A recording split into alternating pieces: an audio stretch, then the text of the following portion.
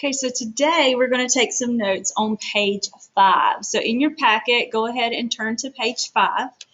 Now, I think that with Ms. Cohen Hardy, you already did some one-step inequalities, but I'm not 100% sure. So I'm going to teach this as if you have not done this before.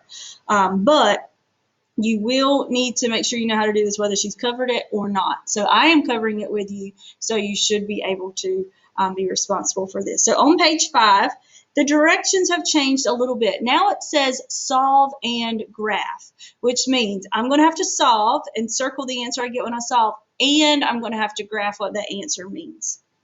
So I want to point out a couple things for solving inequalities. First of all, we solve inequalities exactly like we solved equations. There is only two differences that I can think of when solving inequalities. The first one is that normally there's an equal sign here, and now we have a less than or greater than or less than or equal to or greater than or equal to. The second one is if we multiply or divide both sides by a negative, we must flip the sign. I will do an example with you like that in a moment, and we will write that down as a note. But for now, let's just start with number 4. So if we did number 4 and we pretended that it had an equal sign here instead of a less than sign, it would be x minus 15 equals negative 35. If we had x minus 15 equals negative 35, we would add 15 to both sides because the opposite of subtraction is addition. Well, we're going to do the same thing here, but instead of using the addition property of equality, we're going to use the addition property of inequalities, which says if we add something to both sides, it's still a true statement. So it subtracts 15, so I am going to add 15, and whatever I do to one side of the inequality, I must do to the other. So on the left-hand side, this negative 15 and positive 15 cancel each other out, and I'm left with just x. I bring down the less than symbol exactly how it is. We do not change it. And then negative 35 plus 15 is negative 20. So our answer is x is less than negative 20. Now, back when we were solving equations, if you just put negative 20, we would still count it right. But if you don't put x is less than negative 20, we have to mark it wrong now. And that's because x is less than negative 20 covers a lot of numbers. Well, what numbers are less than negative 20? Negative 21, negative 22, negative 22 and a half, negative 3,000, negative 1,000,000. All kinds of numbers are less than negative 20. So this is saying any number that is less than negative 20 will make this work. Do you remember how in the video yesterday we had to check multiple numbers and sometimes more than one number worked? Well, that's what's going on here. So the first parts we've solved. Now we've got a graph. So when I graph, you're just going to draw a number line, and I don't need an exquisite number line. I want the number that we need in the center or somewhere close. And then I like to put at least one number on each side. If you put more than that, that's fine, but at least put one on each side. Remember, negative 21 is smaller than negative 19. So then we go back to our graphing rules. This is a less than symbol, which means we're going to have an open circle.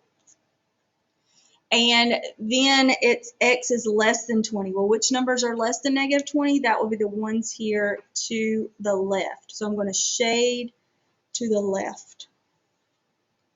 And that is all we have to do, solve and graph. So let's go down here to number 6. Number 6 says 3y is less than or equal to negative 15. Well, if this said 3y equals negative 15, I would do the opposite of multiplication and divide both sides by 3. But it's not an equal sign, but we still follow the same rules. So I am going to divide both sides by 3, just like I would if this was an equal sign. And the 3's cancel each other out because 3 divided by 3 is 1. So that leaves me with just y. And then I put the less than or equal to, and negative 15 divided by 3 is negative 5. So that is my solution. I have to have all 3 pieces, the variable, the symbol, and the number. When I go to graph it, I'm going to put negative 5 in the center, a number on each side. This is a closed circle because it has that equal to line, so I'm going to put a closed circle here. And it's less than, so I'm going to shade to the numbers that are less than, including shading the arrow down here.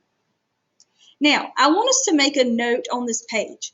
We divided both sides by +3. But if we had divided both sides by -3, we would have had to flip the sign from a from a less than to a greater than. So up at the top, let's make ourselves a note, and then I'll show you what I mean on the next problem. So here's the note. If you multiply or divide an inequality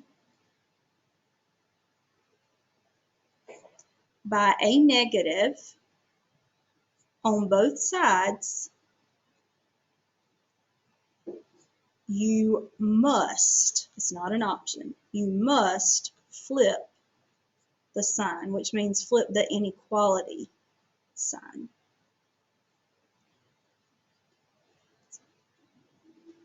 So pause this video for just a minute if you need to read that and copy it down. If you multiply or divide both sides of an inequality by a negative, you must flip the inequality sign. So let's go down to number 8. We're going to solve number 8. Now this is a two-step. Just like we solve two-step equations, we are going to solve two-step inequalities the same way. The difference is just that symbol there in the center. Other than that, everything is the same.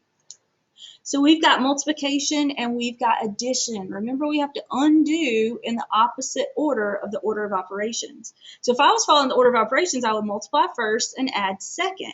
But if I'm going in reverse order, I've got to get rid of the addition first. So it adds 10.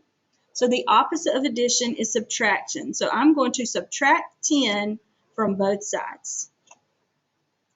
So that gives me -2x is less than -8 because the 10 minus 10 goes away and 2 minus 10 is -8.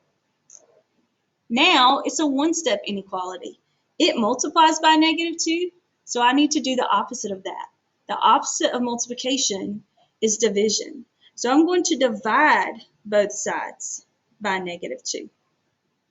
Well, look, I am dividing both sides by a negative. When I divide by a negative, I have to flip that less than sign to a greater than sign because when you divide by a negative, that changes the signs on both sides. So now what was negative becomes positive. Well, that's going to change the size of it if it was negative and now it's positive. So these negatives go away and leave me with just x, and -8 divided by -2 is +4. If you do not flip that sign, you will get it wrong.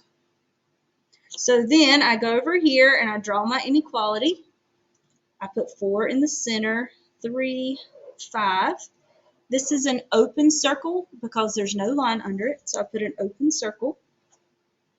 And it is greater than. What numbers are greater than 4? Well, 5 would be greater than 4, so I shade to the right. So there's my graph, and there's my answer.